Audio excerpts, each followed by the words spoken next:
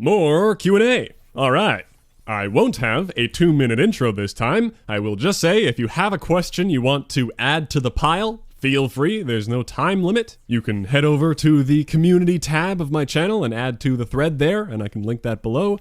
There's no need to repost your question though, I haven't lost any of them, and don't leave a question in a comment on these answer videos. I am getting everything from the original video, because I said I would, and I read all the comments on these, but there's no way I'll remember to go back and screenshot questions from every single different video. And I know there are 200 something questions and I only answered 5 in the first video, so I'm not saying I'll get through them all, but that first video was an exception. Most questions will not take up the entire time like the CoD ranking, so no, this won't be 40 videos. And whenever I have the time, I'd like to start making these faster than once a week, because that is very slow. Okay, see? Kept that intro under 1 minute. How attractive are you? Your voice sounds like a 10. Wow, well, thanks. I mean, yeah, I look exactly like how I sound. That collective mental image you all have of me, perfectly accurate. It has never happened where somebody reveals their face and they look nothing like what you expected. That doesn't happen. Yeah, I'm 10s all around, buddy. Am I planning anything for 100K? Nope. I'll cross that bridge if I come to it. I'm not exactly close, you know. And I'm not going to get there by doing Q&As, that's for sure. As much as I love doing them, when it comes to reaching new people, I don't think there's anybody out there scouring YouTube for Q&A videos from people they don't already know. I can't imagine it would be very interesting to listen to somebody you've never heard of talk about their life and opinions on things. Here's a fairly common one I saw. I don't even think that's every comment. And for future questions, I'm not going to try to combine them all like that. There is quite a bit of overlap for many of the core topics, usually something COD related. That's fine, but if you want a better shot at me answering your question, you might want to do a quick Control F to see if there's already something similar. Anyway, are you going back to World War II? Well, yeah. I even very briefly mentioned it in that video, that I still had to go back to hit the level 1000. Come on guys, I am many things, a liar is not one of them. Now if you weren't around back then, at the end of World War II, the COD game that is, I wasn't around back then either, I made a promise that one day, as long as the servers were still running, I would go back and finish the job, because I had gotten all the way to level 926 if I'm not mistaken, came too far to leave it at that. To be honest, I have no real desire to go back and play more World War II, but a promise is a promise, and I will have a goal to shoot for. I'm not dreading it or anything, just waiting for the right time, when there's shipment double XP, and I have a month relatively open, because I don't really want to buy more than 1 month of PS Plus. My PS4 isn't even set up right now, and honestly, I don't think I'd be setting it up at all in my new place if it weren't for keeping this commitment. Also, I saw some people ask if I'd go back for the new weapons coming to World War II. Well, no, those will not be the reason. The new weapons really don't excite me. I still have some DLC weapons unlocked that I didn't use much because I was just working my way through the reticles. When I return to World War II, it will be with vigor in my heart and one goal in sight. Level 1000. Are you level 1000 in any COD? Well, not yet, my friend. Also related, will I ever play PS4 again?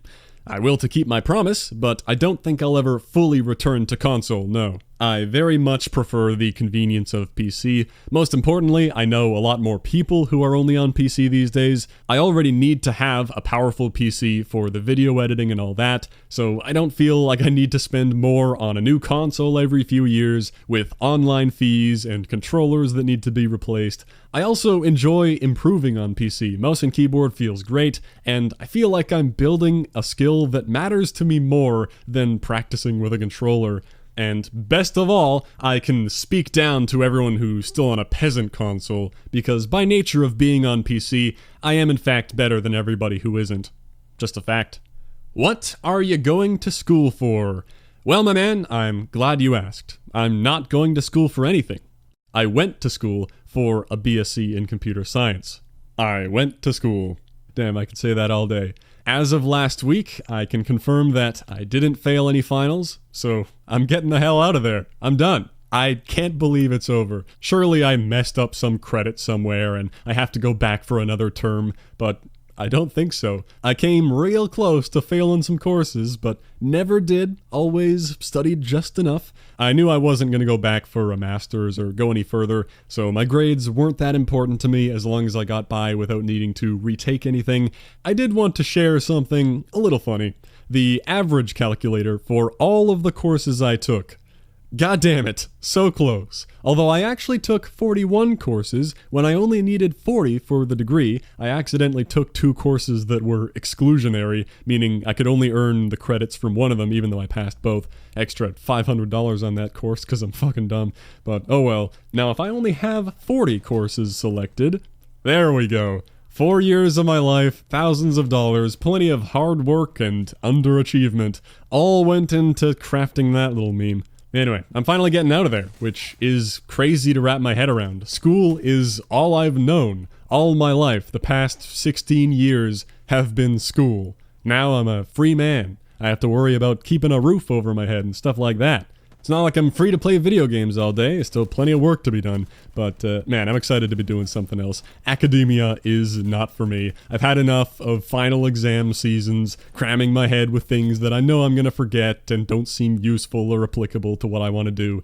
Time to work for myself. Start building a life. Smell ya later, school. I'm out of here. What mic do I use? It is the Shure SM7B. Because you can do that and not sound like a tin can. Some people are convinced I'm putting on a try-hard deep voice when I talk. That was putting on a voice. This is me putting on a goofy deep voice. This is just talking.